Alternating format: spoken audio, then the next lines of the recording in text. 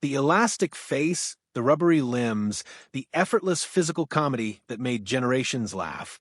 Dick Van Dyke has spent nearly a century building a legacy as one of entertainment's most beloved figures.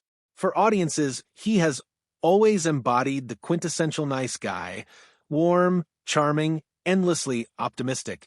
His megawatt smile seemed as natural off-screen as on, and his ability to make pratfalls and dance routines appear weightless turned him into a cultural treasure. But now, at 98 and having worked for over 8 decades, Van Dyke has started to give us peeks of a less cheerful reality beneath the bright, sunny exterior. The fellow who danced atop rooftops as Bert the Chimney Sweep in Mary Poppins and tumbled around ottomans as Rob Petrie on the Dick Van Dyke show wasn't always as sunny once cameras ceased rolling.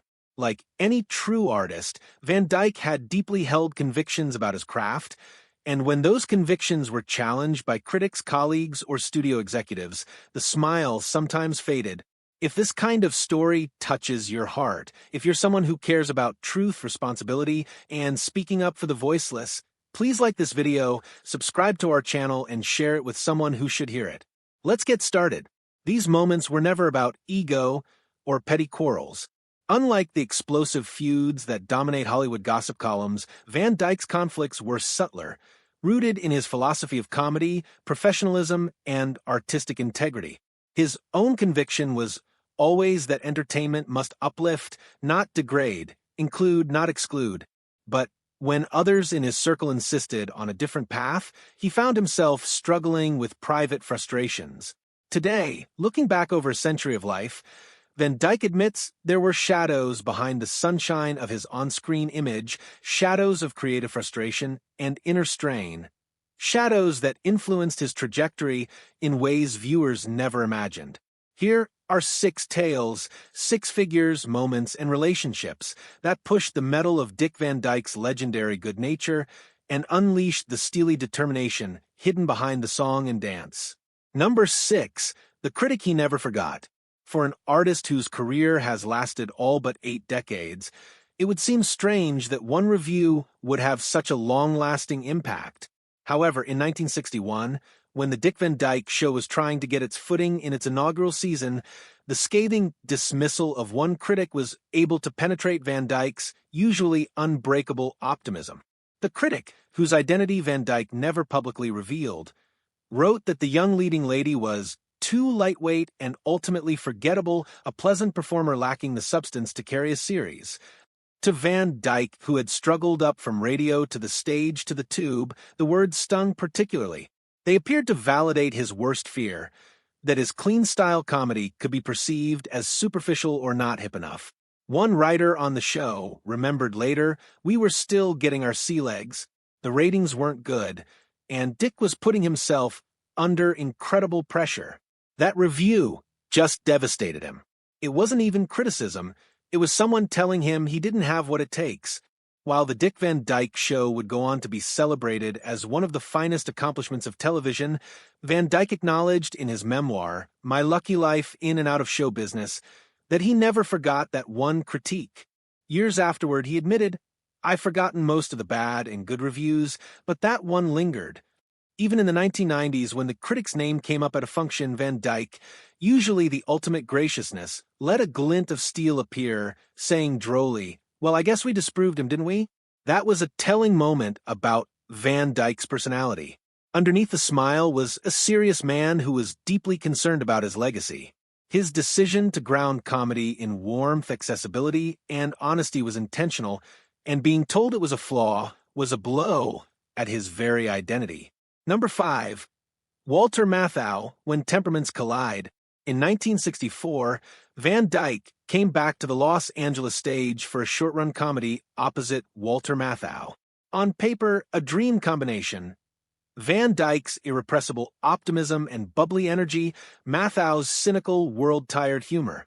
In practice, a war of temperament that laid bare Van Dyke's limits of patience.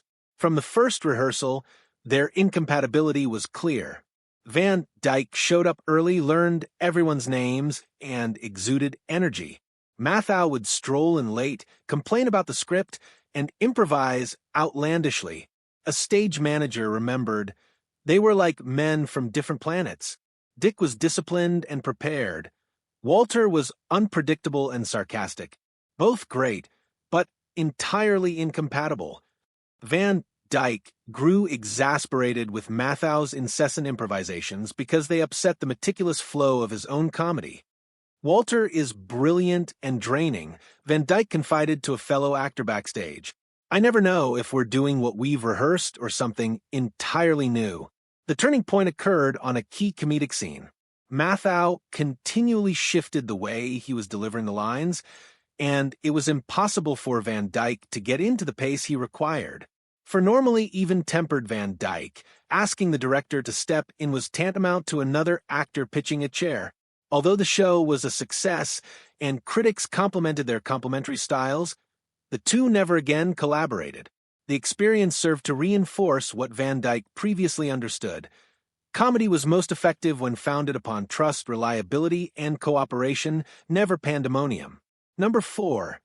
CBS executives fighting for a show's survival. Today, The Dick Van Dyke Show is hailed as one of the finest sitcoms ever created. But back in 1961, CBS executives were less than convinced. Ratings were moderate, and the show's upscale, character-oriented wit didn't fit into the wide, flat, slapstick style of the time. Executives pressured creator Reiner and Van Dyke to make it more relatable. They wanted bigger gags, dumber jokes, and even suggested Van Dyke adopt a catchphrase to repeat every episode. Van Dyke, horrified, refused. That would undermine everything we're trying to do, he said firmly in one tense meeting. As ratings languished, cancellation threatened.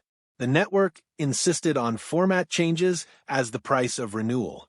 To all surprised, Van Dyke, a young man still building his career with a family to feed, announced he'd prefer quitting to sacrificing the show's integrity. I'd prefer being unemployed than doing something I don't believe in, he stated.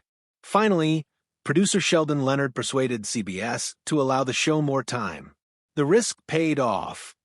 The Dick Van Dyke Show lasted for 5 seasons, won 15 Emmys, and rewrote sitcom history. But the struggle left a scar. Van Dyke afterwards said, "They didn't believe in us until it was nearly too late. I've never forgotten how close we were to losing something truly precious." Number 3. Julie Andrews made up magic on the Mary Poppins set. There are few on-screen pairings as seemingly natural and pleasant as Dick Van Dyke and Julie Andrews in Disney's Mary Poppins. Their musical numbers emanated charm, as if the two actors had been best friends all their lives. But off-screen, the magic was made up, not real. Andrews, classically trained in voice and British theater tradition, was a perfectionist with flawless technique. Van Dyke, self-trained and intuitive, used physicality and improvisation. Their styles conflicted subtly.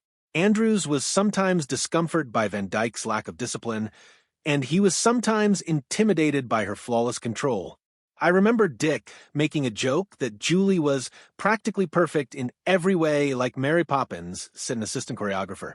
He laughed, but you could see her perfection making him a little self-conscious. Another undercurrent of tension was Disney's assigning Van Dyke 2 roles, Bert and the Old Banker, while assigning the lead role to Andrews alone. Some felt that Andrews felt hemmed in, although she never mentioned it in public. In spite of these differences, both were consummate professionals. Director Robert Stevenson even shot their pivotal scenes first, lest tension develop later.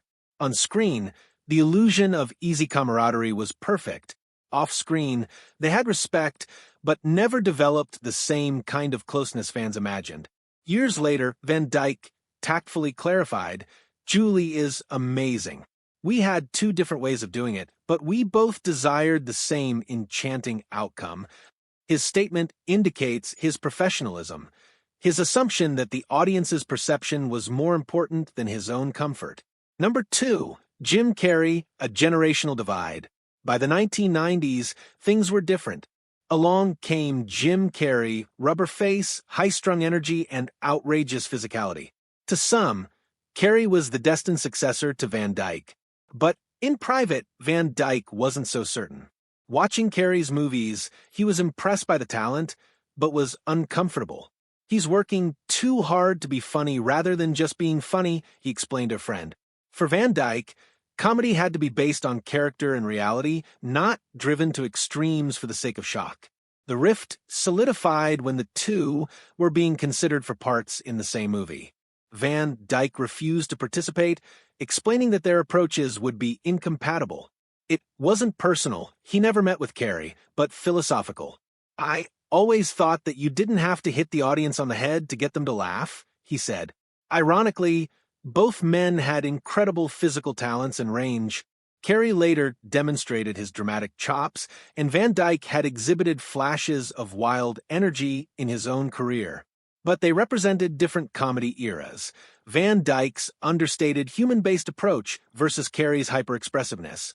The contrast demonstrated Van Dyke's long-standing credo: the greatest comedy arises out of truth and commonality, not overstatement for its own sake. Number 1.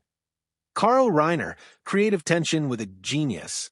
Among all of Van Dyke's working relationships, none was greater or more complicated than his collaboration with Carl Reiner. Reiner conceived of the Dick Van Dyke Show and directed the course of Van Dyke's career, but their senses of comedy were not always one and the same. Reiner demanded realism, even danger. Van Dyke demanded honesty as well, but with more defined limits of taste. He felt comedy could be intelligent and clean without being edgy. This disparity emerged frequently in talks about scripts. They argued about references to liquor, with Reiner scripting Rob Petrie as a social drinker and Van Dyke resisting. They reached a middle ground. Rob drank periodically but never in excess. Likewise, Reiner occasionally wished to suggest more about Rob and Laura's bedroom life, while Van Dyke favored restraint.